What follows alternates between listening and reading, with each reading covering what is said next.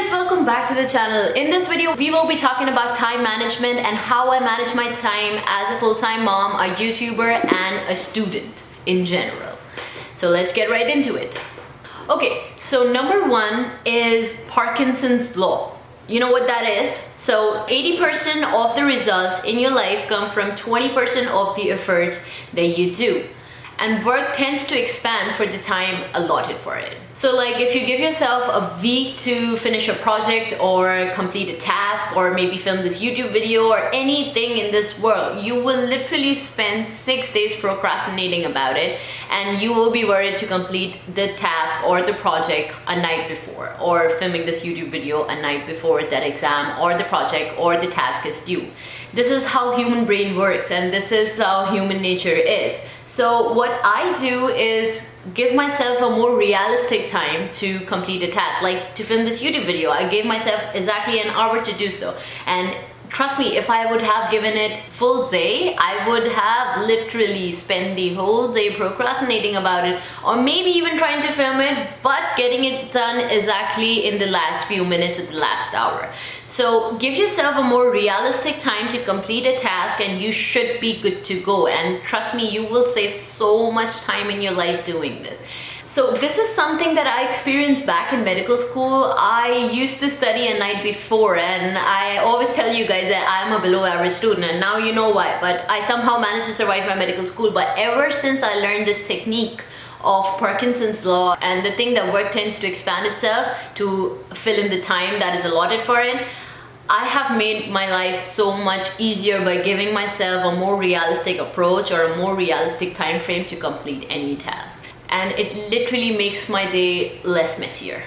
The second thing that I do is batching tasks. Now, I cannot emphasize enough how much importance this kind of technique plays in my life. It has literally made my life so much easier. Now, if you're somebody who's running after the kids and doing all the house chores and cooking and then doing groceries and then driving the kids back to school and bringing them back from school, I know it's a hassle and you don't get enough time to study or to take time out for yourself. And it's not like I'm some super fairy angel who gets all the time in the world and my life is completely perfect and I have the complete work and life balance. That's not the case, but this is something that I have incorporated in my life and I have made rules in my life about that has made my life easier. So this is the concept that I learned in a very famous book by Tim Ferriss called The 4-Hour Workweek that I read almost a year ago. And the whole idea in the book is that if you have like 10 emails and you're working for 10 minutes and then you're replying to one email and then for 5 minutes maybe, and then you're going back to work and then doing the work again and then taking 5 minutes out to reply back to the emails and then doing so back and so forth, this is something that's going to burn you out and it's going to create frustration. So what you do is you take a 1 hour in your entire day to reply to all the emails that you receive in the day and use the rest of the day to work. So this is something that I do in my life now. I write down, for example, I write down scripts for YouTube videos at nighttime. So I would sit down one night and I would literally write 3 to 4 scripts, and that would make me free for a month because one video has to be uploaded every single week. So I would write down 3 to 4 scripts in a single night, and 4 weeks in a month, that would literally make me free for a month. Then I would batch film all the videos. So like I'm doing right now, I would film 3-4 more videos after filming this one, and this would make me free for a month.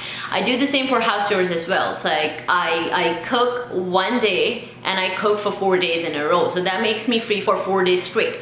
The laundry has to be done a single day of the week, if not 2. Same goes for groceries, same goes for studying. So I would study the similar topics in a row. Like if I'm studying hard, I would do the cardiovascular system, I would do the myocardial infarction, I would do the ischemic heart disease and all that stuff that's related to heart. And then at the end of the week, I would test myself on the similar topics. This way I save myself a few minutes here and there, which help me take out time for myself and to study and improve focus and retention and to be less burnt out. And the next tip involves taking one day at a time. Trust me, the life of all these YouTubers that make videos of how much they get done in a month or how much they get done in a day, and how they're studying 23 hours of the day and how productively they're sleeping, are as hard as yours. So listen to your body and take one day at a time. It's okay, it's completely fine to relax for a bit if that's something you truly need. It's okay to spend time with family completely without thinking that you have to study for the next topic or you have an exam next day. It's completely okay to relax for a bit if that's something you truly need and require, if that's something your body needs. Because if you don't do this and you continue pushing yourself harder and harder and harder, all you're gonna do is get yourself burned out, and that's something that's not healthy. That's something that's not gonna lead you anywhere. And last but not the least, TV binge watching. Now, I was never the kind of person who would sit on the couch in front of the TV and watch Netflix for hours and hours because there's nothing better to do on earth. I was never the kind of person who can watch seasons in a row. But this is something that I learned from a YouTuber named Ali, and trust me, I don't watch TV unless it's to pass time while I'm having food or it's a fun purpose to be with friends and family. That's about it. I don't binge watch TV.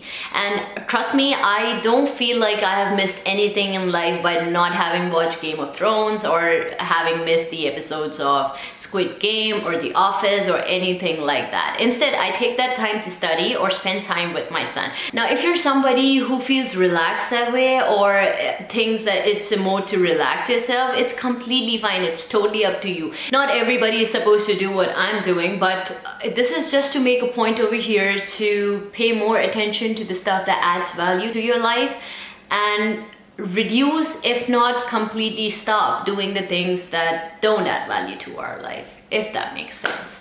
So these were the steps that I take to manage my time as a mom, a YouTuber, and a student.